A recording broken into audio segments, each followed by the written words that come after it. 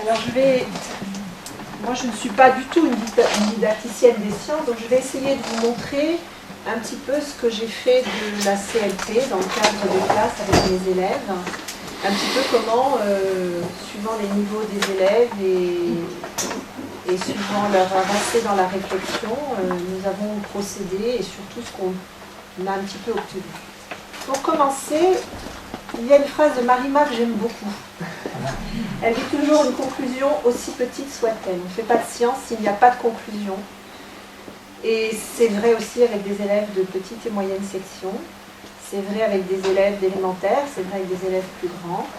Donc il faut parfois accepter que les conclusions soient très simples, soient très basiques. Par exemple, les élèves de petite section qui ont cherché à transporter de l'eau avec des objets, ils ont expérimenté, ils ont observé s'il y a des objets avec lesquels ça fonctionnait, d'autres non. La conclusion, elle est très simple. Il n'y a pas de petit trou dessous, on peut transporter. J'y reviendrai dans la suite de mon exposé. En voilà une autre. Ce qui est important, c'est cette conclusion finalement à laquelle ils sont parvenus après avoir longuement discuté. Ça nous a pris plusieurs jours quand même, parce qu'on a observé la neige qui fondait, on l'a regardé. Au début, certains m'ont accusé d'avoir rajouté de l'eau dedans, donc on a recommencé en surveillant que la maîtresse rajoutait pas d'eau, etc. Voilà, et donc finalement la conclusion c'était que la neige était faite avec de l'eau. Et pour certains, c'était vraiment une découverte incroyable, même si pour nous ça nous paraît complètement évident, et si pour des enfants plus grands, pareil. Alors toutes ces conclusions, Gérard en a parlé, alors de toute façon on aime les appeler souvent provisoires. Provisoires parce qu'elles sont amenées à évoluer. Alors là je vous explique rapidement le contexte. On a cherché, on avait tout un projet sur l'eau avec cette classe, et puis on a cherché à parler de la couleur de l'eau. Alors là c'est une entreprise qui a duré plusieurs séances, et il y a eu des conclusions très provisoires. L'eau, elle n'est pas blanche. On avait fait une feuille en mettant des objets blancs, ils l'ont posé dessus, ils ont dit non, c'est pas ça. Elle n'est pas bleue. Et puis une petite fille, celle que vous voyez en photo là, elle est revenue dans la classe alors qu'elle attendait pour aller avec les personnes qui s'occupaient d'eux pour la garderie. Après, elle a dit, est-ce que je peux redonner à la classe une minute? Elle est venue, elle m'a dit, maîtresse, je sais, elle est bleu ciel. Donc je lui ai dit, montre-moi. Alors elle a cherché, puis elle a dit, regarde, le crayon, les bleu ciel, elle a mis à côté, elle a dit, non, c'est pas encore ça. Donc à chaque fois, on a établi des conclusions qui sont provisoires, qui ne sont pas fausses, elles ont une vérité certaine, elles sont juste, pour nous, adultes, pas encore complètes. Et il a fallu que j'introduise, moi adulte, un mot qui leur manquait, et qui était, ce mot c'était incolore évidemment. L'eau n'a pas de couleur, elle n'a aucune des couleurs qu'on connaît. Alors ils ont longtemps tourné en rond, donc leur conclusion elle restait très provisoire parce qu'ils ne savaient pas s'en sortir. Aucune des couleurs qu'ils connaissaient ne correspondait à l'eau, mais il y en existe peut-être d'autres qu'on ne connaît pas et qui sont comme ça. Voilà. Et finalement, quand ils ont eu ce mot-là, ils ont pu asseoir leur pensée. Et si j'insiste sur ce mot, c'est que dans la CLP, il y a quelque chose qui me paraît extrêmement important, c'est le lien entre l'établissement de cette CLP et le langage. Le développement du langage chez l'enfant, les deux sont intimement liés. Ça fait avancer notre conclusion, ça fait avancer la pensée. Et dans cet exemple-là, on le voit bien. Encore un autre exemple, alors voilà des conclusions qui étaient provisoires. On pourrait presque les appeler des conclusions intermédiaires aussi, celles-ci. Voilà, ils avaient réussi à expliquer ce qui se passait avec un objet ou un autre, toujours dans le cadre de transporter l'eau. C'est une autre classe, mais... Et puis, on a rediscuté tout ça, ils ont échangé à la fois à partir de dessins qu'ils ont fait, qu'on a regardé tous ensemble. Je dis sciemment des dessins et pas des schémas, parce qu'à leur âge c'était encore des dessins. Ils ont échangé aussi en discutant. Et puis,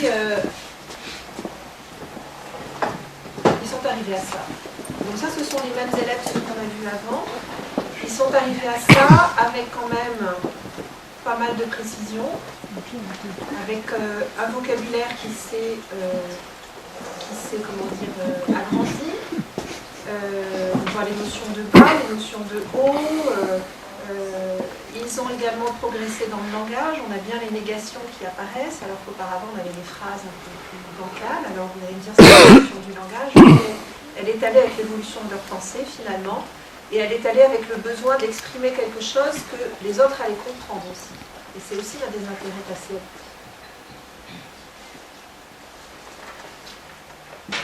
J'avais prévu plein de choses à vous dire, j'en ai oublié la moitié. Voilà. Petite parenthèse, j'aimerais préciser aussi que la CLP, elle s'est montrée provisoire à ce niveau-là dans sa présentation, dans sa formulation. Vous remarquez qu'il n'y a plus la photo. À ce stade-là, ils n'en ont plus besoin. Alors bien sûr, les mots, c'est moi qui les ai écrits, hein, mais sous leur dictée. Et quand on relisait les mots, ils faisaient sens pour eux. Alors qu'auparavant, si on relisait simplement les mots sans la photo à côté, ça ne faisait pas tout à fait sens encore. Voilà. Des conclusions locales. Eh bien oui, parce que voilà deux classes différentes qui ont travaillé sur les mêmes expériences.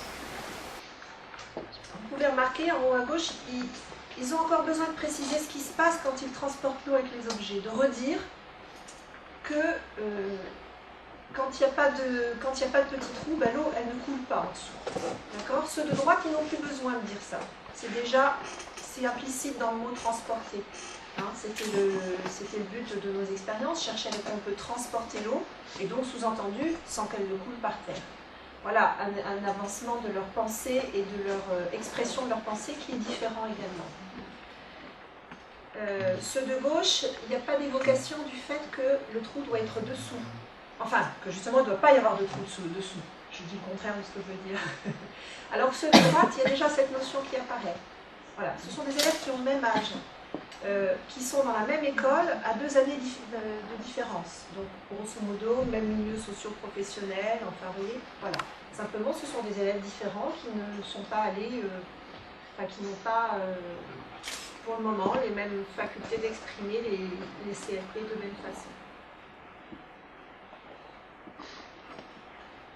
On revient à la conclusion que je vous ai déjà présentée, parce que ben là, on trouve tout. On trouve le dessous, on trouve le petit trou qui est évoqué. Ils ont encore besoin d'exprimer que l'eau va se sauver, mais c'est quand même dans un cas bien particulier qui est s'il n'y a pas les bords. Hein, c'est plus déjà le petit trou, ils ont déjà évolué.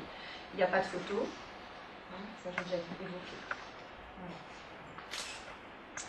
Voilà. Un aspect très important de la CLP pour moi, et qui fait que dans les classes, c'est quelque chose que j'utilise même en dehors des sciences, enfin j'essaie d'utiliser même en dehors des sciences, c'est le lien entre les CLP, le langage, j'en ai déjà parlé, et le développement de la pensée. Donc là, j'aimerais vous apporter quelques précisions. J'ai déjà montré cette diapo parce que vraiment, elle illustre pour moi le lien avec le langage depuis tout petit. Ici, il y a eu un très très gros travail. On est toujours avec la neige, donc si vous voyez, il y a eu de la neige déposée sur le radiateur, sur la table et dehors, et puis on a examiné ce qui se passait. Et au départ, les enfants n'avaient pas tellement le vocabulaire pour aller jusqu'à la CLP, là encore. On y revient. C'est-à-dire qu'ils faisaient des observations factuelles, mais ils n'allaient pas jusqu'à une conclusion. C'était la neige, elle a fondu sur le radiateur. Sur la table, elle n'a pas fondu. Et dehors, elle n'a pas fondu. Voilà. Mais pas de lien entre l'ensemble. Pour certains, il leur manquait des éléments de comparaison. On voit apparaître, après plusieurs jours de travail, dans la CLP qui est sur la droite. La neige fond plus vite quand il fait chaud que quand il fait froid. Voilà. Au départ, ils disaient, dehors, elles ne fondent pas. Jusqu'au jour, il y en a un qui a dit, oui, mais si on était en été, elles fonderaient. Et donc là, voilà.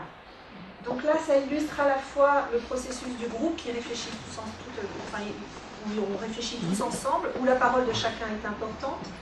Ça montre aussi l'importance du langage, parce que tant qu'ils n'avaient pas ces paroles pour apprendre à comparer, ils n'arrivaient pas à faire les phrases qui allaient bien pour rendre compte de tout ça. Et puis évidemment, la pensée, le langage, c'est bien lié, et donc leur pensée n'évoluait pas jusqu'à ce niveau-là. Alors avec des élèves beaucoup plus grands, puisqu'ils étaient entre la 6e et la 4e, ils avaient entre 12 et 16 ans quasiment.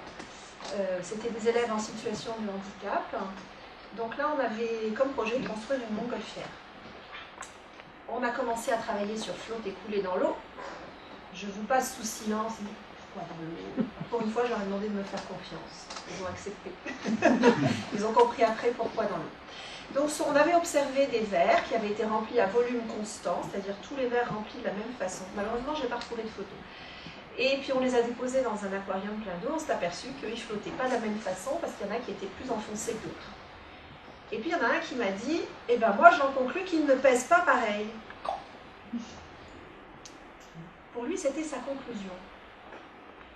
Et puis, évidemment, ben, je lui ai dit, ben, comment tu sais ça? Puis les autres s'y sont mis, mais oui, mais moi, j'en sais rien. Voilà. Donc, on a eu une discussion extrêmement intéressante sur ne pas confondre hypothèse et conclusion, parce que finalement, qu'est-ce qu'il était en train de faire? Il était en train de nous proposer une nouvelle hypothèse. Ça n'allait pas répondre tout de suite à la question qu'on se posait au départ, mais son hypothèse, elle était nécessaire. Et il aurait dû dire, moi, je pense qu'il ne pèse pas pareil, mais maintenant, on va faire une expérience pour le prouver. Voilà. Et c'est ce qu'on a fait.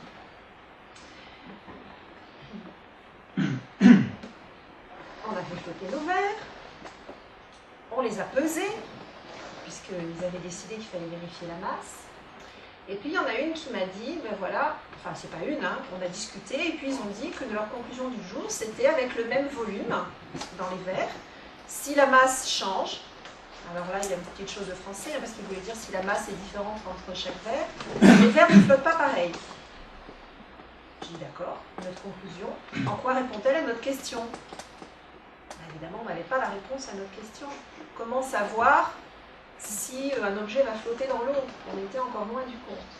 Et donc là, c'était une occasion très intéressante de discuter sur, ben oui, ça c'est ce que j'observe. Si les verres ont le même volume, si la masse est différente, eh ben, ils ne flottent pas pareil. Donc finalement, ce jour-là, on avait une CLP qui n'était pas tellement d'ordre scientifique, mais qui était d'un ordre très important, qui était d'ordre méthodologique et d'ordre scientifique dans la démarche. Voilà. Je ne sais pas si je me fais bien comprendre, mais ce que je veux montrer, c'est que vraiment, ce jour-là, ils ont pris conscience du fait que une observation, une hypothèse, une conclusion, c'était des choses qui étaient liées, mais qu'il fallait distinguer. Voilà, donc on a continué.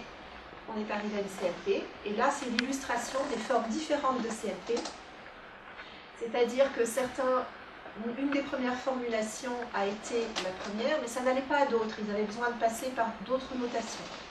Donc voilà différentes façons de les énoncer, on a barré, on a recommencé, pour arriver à quelque chose qui nous plaisait beaucoup plus, mais qu'on a encore modifié. Vous remarquerez qu'ils ont rajouté dans l'eau, et entre les deux formes qui sont ici, ils ont remplacé le camp par un si.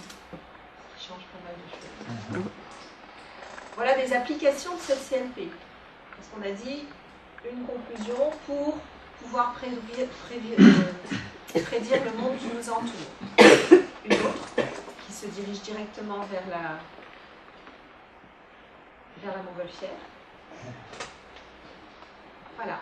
Et la continuation de leur réflexion métacognitive sur la méthodologie et sur comment je fonctionne en sciences. Voilà, la CLP nous a amené à tout ça. Et donc pour moi, elle est utilisable, que ce soit avec des élèves de tous les âges. Vous avez vu de la petite section jusqu'à la 3e, de 3 ans à 16 ans, peut-être avant et certainement après.